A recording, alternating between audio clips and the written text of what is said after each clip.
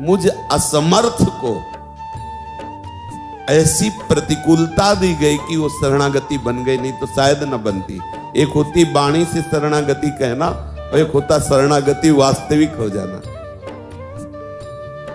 मोको ठौर ना और कहूं, बचपन से घर तो कोई थोड़ा राग था तो वो ऑपरेशन हो, कोई था नहीं, पास में कोई पानी देने वाला नहीं, जहां रह रहे थे वहां से निकाल दिए गए कि किडनी खराब है, आगे बढ़ेगी किडनी की खराबी तो लाखों रुपया कौन लगाएगा बाबा जी पर लाख। कोई नहीं पूछता, कोई नहीं पूछता, विश्वास कर लो।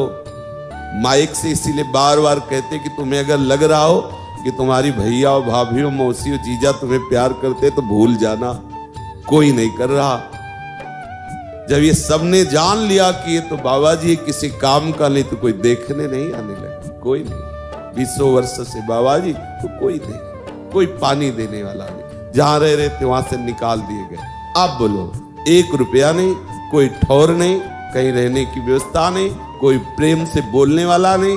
अगर जिनको समझते थे कि ये थोड़ा तो जब उनके पास खड़े हो तो पीठ कर लेते थे, ये सब देखा है। तब क्या हुआ, बचा खुचा अहंकार था, सब मिटिया मेट हो गए। अब लगा कि असलियत से हुआ कि लाडली अब आपकी सिवा कोई नहीं। ये जो आप देख रहे हो ना, ये केवल गोरे चरण अरविंद का प्रताप है। मांगने से भी कोई 100 रुपया नहीं देता, आप ये मत समझ। यहां किसी से कभी कहा नहीं जाता। इस शरीर का जब ये रोग बढ़ा, अल्ट्रासाउंड कराने के लिए बात आई तो 250 रुपया उस समय लगते थे। एक संत ले गए एक संत के पास ही, बोले संत सेवा करते हैं, आपके अल्ट्रासाउंड के लिए 250 रुपया दे देंगे। गए तुम, जैसे किसी मुजरिम से बात की जाती है ना, कोई ऑफिसर बात करता है, दिखाइए कागज दिखाइए, कहा कैसे, सही में खराब है, सही में अल्ट्रासाउंड कराना है, रहने दीजिए। वो संत थे, उन्होंने कहा ये वैष्णव है, संत है, कोई धोखे के लिए थोड़ी कह रहे हैं हम आपके पास आए, तो आप कह रहे हैं तो हम कहा रहने दीजिए, रख लीजिए। फिर बलराम ने करवाया तो बलराम ब्रजवासी, सब देखा है, यही देखा है। ये जो आप देख रहे हो ना, ये केवल स्वामिनी के महल की कृपा है, स्वामिनी के महल की, उनकी मौज आ गई। वो ऐसे अगर ठौर कहीं है तो भागना पड़ता।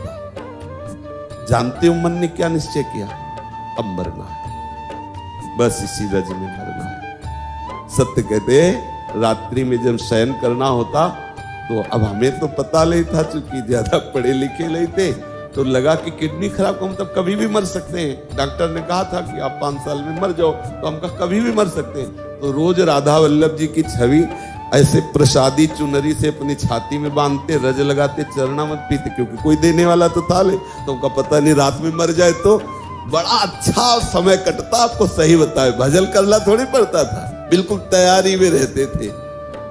प्रियालाल के प्रति जो शरणागति हुई, ये प्रियालाल की कृपा हुई कि मोको और ठौर को। सच्ची बात, आप वो आज देखकर आपको लगता है कि अरे भाई नहीं था, यही की बात है।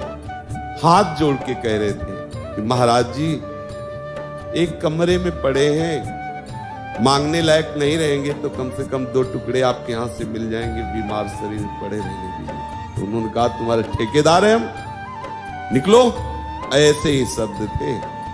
तो हमने कहा आंखें नीची करो, हम 15 मिनट में बाहर जा रहे हैं, ठेकेदार तो कोई और है, हम आपको ठेकेदार तो न माना था और न मानते हैं, ठेकेदार तो कोई और है। झोला उठाया, राधा वल्लभ जी के सामने बैठ गए कि महाराज अब कहाँ रहे, आप क्या समझते हैं? आप आज देख रहे हो कि अरे भाई ये लाडली का है, ये लाडली का विधान है।